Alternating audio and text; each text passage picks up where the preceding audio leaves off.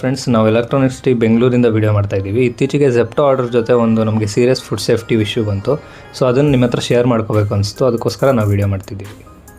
ನಾನು ನನ್ನ ಫ್ರೆಂಡ್ ಜೊತೆ ಜೆಪ್ಟೋದಲ್ಲಿ ಕೆಲವು ಸ್ನಾಕ್ಸ್ ಆರ್ಡರ್ ಮಾಡಿದ್ದೆ. ಅದರಲ್ಲಿ ಫ್ರಿಡ್ಜ್ ಅನ್ನೋ ಈ ಸ್ನಾಕ್ಸ್ ಒಂದು ಬಂದಿತ್ತು. ಅವ್ರು ಕೊಟ್ಟಿರೋ ಪ್ಯಾಕೇಜ್ ತೆಗೆದು ನೋಡಿದ್ರೆ ಪೂರ್ತಿ ಡಸ್ಟ್ ಇದೆ, ಪ್ಯಾಕೆಟ್ ಡ್ಯಾಮೇಜ್ ಆಗಿದೆ, ಹಾಗೆ ಎಕ್ಸ್ಪೈರಿ ಡೇಟ್ ಆಲ್ರೆಡಿ ಮುಗಿದಿತ್ತು. ನಾವೇನು ಮಾಡಿದ್ವಿ ಅಂದರೆ ಜೆಪ್ಟೋ ಸಪೋರ್ಟ್ಗೆ ಕಂಪ್ಲೇಂಟ್ ಹಾಕಿದ್ವಿ. ಫಸ್ಟು ಅವ್ರು 21 ರೂಪಾಯಿ ಕ್ಯಾಶ್ ಬ್ಯಾಕ್ ಕೊಡ್ತೀವಿ ಅಂತ ಹೇಳಿದ್ರು. ಬಟ್ ನಮ್ಮ ಕನ್ಸರ್ನ್ ಅದಾಗಿರ್ಲಿಲ್ಲ. ಫುಡ್ ಸೇಫ್ಟಿ ಮ್ಯಾಟರ್ ಎಕ್ಸ್ಪ್ಲೈನ್ ಮಾಡ್ತಿರುವಾಗ ಸರಿ ಪೂರ್ತಿ ರೀಫಂಡ್ ಮಾಡ್ತೀವಿ ಅಂತ ನಾವು ಕೇಳದೆ ಹೋದ್ರೂ ಅವರು ಪೂರ್ತಿ ರೀಫಂಡ್ ಮಾಡಿಬಿಟ್ರು. ರೀಫಂಡ್ ಸಿಕ್ಕಿದ್ರು ಫುಡ್ ಸೇಫ್ಟಿ ಬಗ್ಗೆ ಪ್ರಾಪರ್ ಎಕ್ಸ್ಪ್ಲನೇಷನ್ ಏನಿರಲಿಲ್ಲ.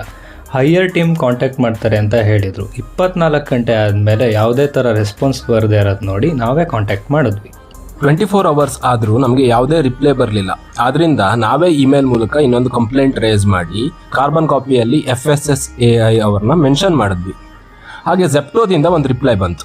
ಅವರು ರೀಫಂಡ್ ಬಗ್ಗೆ ಮಾತಾಡಿದ್ರು ಬಿಟ್ಟರೆ ಫುಡ್ ಸೇಫ್ಟಿ ಬಗ್ಗೆ ಒಂದು ಮಾತು ಕೂಡ ಆಡಲಿಲ್ಲ. ಹಾಗೆ food safety and standards authority of ಇಂಡಿಯಾದವರಿಂದನೂ ರಿಪ್ಲೈ ಬಂತು. ಅವರು ಸ್ಪಷ್ಟವಾಗಿ ಹೇಳಿದ್ರು ಅಫಿಷಿಯಲ್ ಆಗಿ ಕಂಪ್ಲೇಂಟ್ ಫೈಲ್ ಮಾಡಿ ಅಂತ. ಇವತ್ತಿನ ದಿನ ಆನ್ಲೈನ್ ಡೆಲಿವರಿ ಕಂಪನೀಸು ವೇಗವಾಗಿ ಡೆಲಿವರಿ ಕೊಡೋ ಬರದಲ್ಲಿ ಎಕ್ಸ್ಪೈರ್ಡ್ ಡೇಟ್ ಚೆಕ್ ಮಾಡುವ ಬೇಸಿಕ್ ರೆಸ್ಪಾನ್ಸಿಬಿಲಿಟಿ ಮರೆತಿದ್ದಾರೆ. ಕನ್ಸ್ಯೂಮರ್ ಪ್ರೊಟೆಕ್ಷನ್ ಆಕ್ಟ್ ಪ್ರಕಾರ ಇದು ತಪ್ಪು, ಅನ್ಫೇರ್ ಟ್ರೇಡ್ ಪ್ರಾಕ್ಟೀಸ್. ರೀಫಂಡ್ ಅಂದ ತಕ್ಷಣ ಅದು ಸೊಲ್ಯೂಷನ್ ಅಲ್ಲ. ರೀಫಂಡ್ ಕೊಟ್ಟ ತಕ್ಷಣ ಮಾಡಿರೋ ಮಿಸ್ಟೇಕ್ ಸರಿ ಆಗಲ್ಲ.